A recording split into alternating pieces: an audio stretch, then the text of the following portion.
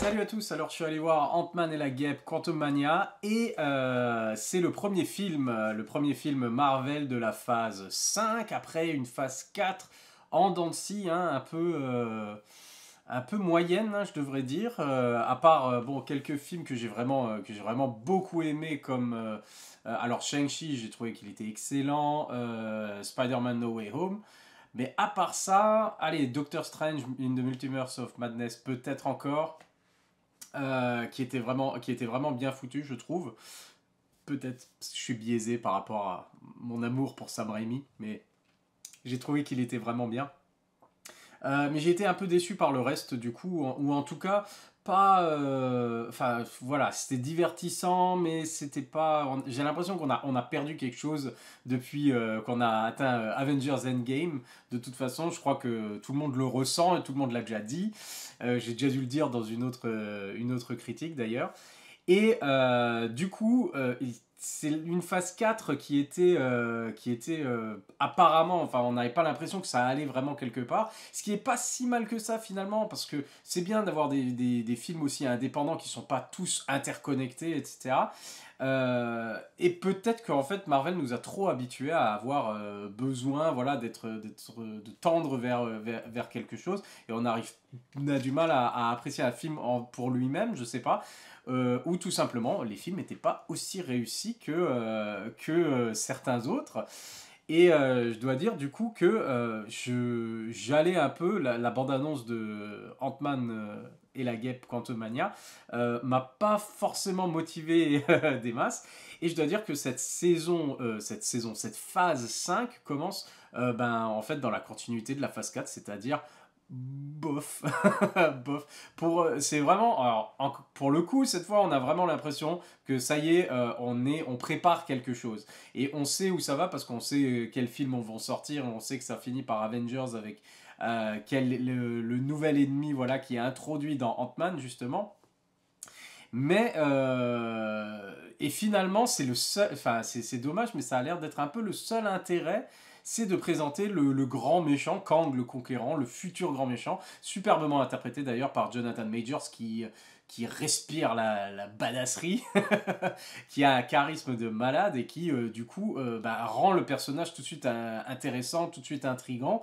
La backstory, on va dire, les origines qui nous sont présentées ici pour Kang sont prenants justement, et c'est un peu étrange parce que c'est plus sous forme de flashback. Finalement, c'est dans les flashbacks qui sont présentés dans le film qu'on trouve l'intérêt, finalement, que les choses les plus intéressantes. Ce qui fait que finalement, les deux personnages les plus intéressants, pour moi en tout cas, que j'ai trouvé par rapport à ce film-là, c'est Janet Pym, donc Michelle Pfeiffer, et Kang, du coup, parce que on a un aperçu justement de ce qu'a vécu justement Janet Pym quand elle était coincée donc dans le royaume subatomique, le royaume quantique, enfin ce qu'on veut, la dimension subatomique. Et c'est ça finalement le plus intéressant, quoi. Alors l'univers est sympathique parce qu'on arrive vraiment c'est quelque chose qu'on n'avait jamais vu avant, avec des créatures bizarres, et voilà, il y a pas mal d'humour, de choses comme ça, mais ça manque de quelque chose. C'est ok, ça passe, c'est sympa, c'est drôle. Et finalement, je vais dire, ça se rapproche assez pour moi des Ant-Man précédents, c'est-à-dire le un et le 2. Et pour moi, ça va décrescendo. Le un, je l'ai trouvé déjà sympa, mais pas, voilà, je suis pas amoureux de ce film comme certains le sont. C'est une bonne petite comédie dans l'univers Marvel, mais j'ai pas trouvé, voilà, qu'il était phénoménal non plus. Le 2, c'est pareil, c'était un cran en dessous encore. Et le 3, encore une fois, enfin, je le mettrai à égalité avec le 2 finalement. Où, ok, ça passe, sympa, mais j'ai pas l'impression que ça apporte grand chose finalement à l'édifice, à l'univers Marvel, même si il y a des éléments à chaque fois dans chaque film qui ont des répercussions, mais voilà, c'est pas, voilà, je suis pas captivé, je suis pas surexcité quand je regarde un film Ant-Man comme je peux l'être pour un autre film. Et du coup, ici, j'ai l'impression que c'est encore pire, où finalement les personnages qu'on pourrait croire, les personnages principaux, ont finalement pas grand-chose à faire, et c'est juste un prétexte finalement à introduire Kang. Et puis, comme j'ai dit, ce qui est le plus intéressant, c'est le personnage de Michelle Pfeiffer, du coup, qui revient dans cet univers dans lequel elle a vécu pendant 30 ans, et on voit qu'elle gère les coutumes et les traditions de certaines espèces, certaines créatures, etc. Et donc j'ai trouvé ça j'ai trouvé pas mal. Et du coup, c'est ce personnage-là limite, j'aurais préféré que tout le film soit un flashback et qu'on voit comment elle évolue dans cet univers-là, quoi. Mais non, on n'est pas là pour ça. Et heureusement, du coup, qu'il y a le grand méchant, Kang, parce que le reste, finalement, c'est juste voilà, une petite aventure, comédie, dans un univers étrange, qui rappelle un peu par moments Star Wars. On a une scène, pareil, on a une scène de genre de cantina, avec un caméo de Bill Murray, qui est pas mal, qui sert à rien, mais qui est pas mal, c'est sympa. Voilà, l'échange avec Michelle Pfeiffer est vraiment drôle. Mais voilà, en dehors de ça, que ce soit Ant-Man, que ce soit Cassie, donc sa fille, qui est devenue d'un coup encore une nouvelle génie, on va dire, de l'univers Marvel, ça commence à faire beaucoup, parce qu'ils nous arrêtent pas de nous en introduire des génies. On a, dans Wakanda Forever, on avait déjà, alors il y avait Shuri, on sait que c'est un génie, mais ils ont introduit Riri Williams, qui est la nouvelle Tony Stark.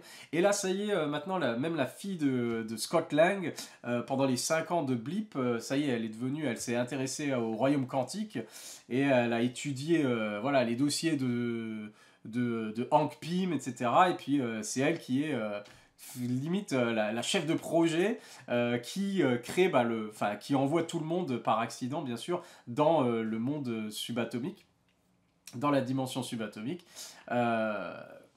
Où se trouve du coup Kang. Et j'ai trouvé ça un peu bizarre, voilà, les raccourcis faciles comme ça, scénaristiquement. Ah, comment trouver, on va dire, la raison pour laquelle il se retrouve là? Ah, bah c'est parce que la fille est devenue voilà, une chercheuse de l'univers quantique, etc. Enfin, bref. Ça permet, on va dire, d'avoir une véritable connexion, si on veut, de la fille de Scott Lang avec Hank Pym, du coup, Michael Douglas, et avec comment elle s'appelle, Hope, avec Hope, la fille du coup, et ça fait vraiment, voilà, c'est la famille, hein, c'est la famille d'adoption. Elle a une vraie famille, mais voilà, une famille par extension, on va dire.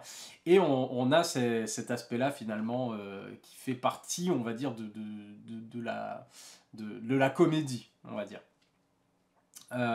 Où ils se retrouvent tous parachutés là-dedans, et puis ils doivent tous se retrouver, et puis s'en sortir. Voilà, donc péripéties, truc. Alors, je dois avouer, je me suis pas ennuyé. Ça, c'est un truc qu'il faut soulever, parce que voilà, j'ai été diverti. C'est passé, c'est très bien passé. Oui, j'ai ri. Ok, j'ai passé un bon moment. Mais au bout du compte, finalement, on attend finalement. On arrive au bout et on n'a pas l'impression vraiment d'avoir été, encore une fois, captivé par ce qui se passait. Juste diverti, juste sympa, mais sans plus, du coup. Voilà. Et peut-être que ça suffit. Peut-être que ça suffit d'une certaine manière. Une bonne petite comédie d'aventure comme ça, dans un univers un peu bizarre. Avec deux bonnes performances quand même, parce que honnêtement, Michael Douglas, il n'a pas grand chose à faire, le pauvre.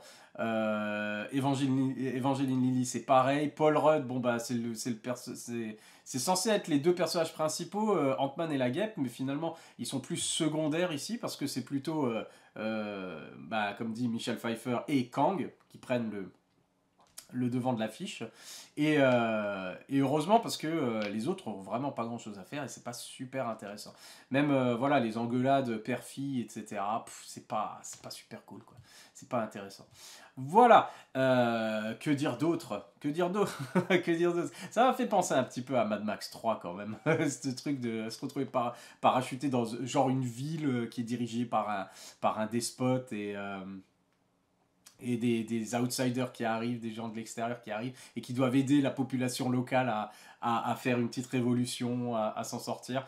Il y avait des éléments un peu rigolos, etc. Mais comme dit, c'était pas non plus, voilà, ça cassait pas des briques.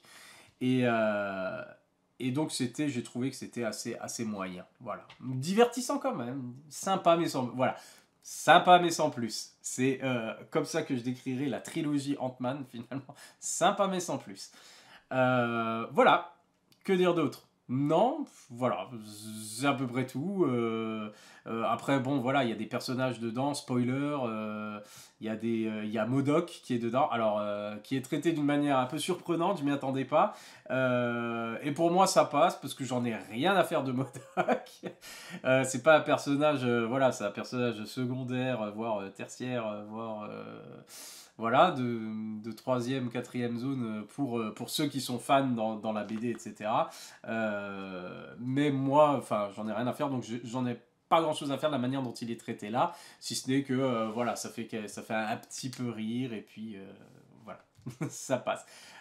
Sinon, c'est tout, les scènes dans le générique, bon bah annonce forcément la suite, et puis c'est quand même le personnage important, ça va être Kang, et c'est lui le grand méchant de Marvel à venir, lui ou eux, puisqu'on se souvient dans Loki déjà la saison 1, il explique que tous ces variants en fait sont responsables de la destruction du possible multivers, et que du coup Loki et je sais plus comment s'appelle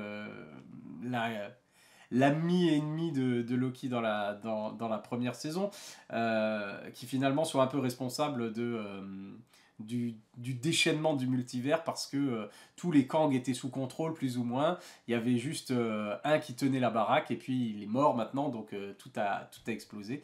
Et la suite directe, ce sera donc, j'imagine, Loki saison 2, pour voir où ça va aller. Puisque le prochain film, il me semble que c'est les Gardiens de la Galaxie, et je pense qu'en fait, les Gardiens de la Galaxie seront complètement, volume 3, c'est la fin du chapitre pour James Gunn, la fin du chapitre des Gardiens, la fin du chapitre de James Gunn chez Marvel.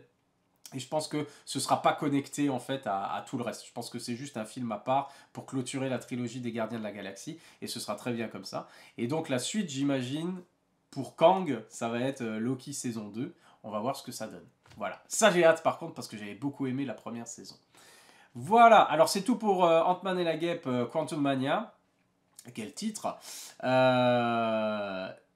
Sympa mais sans plus. Allez, à la prochaine. Bye.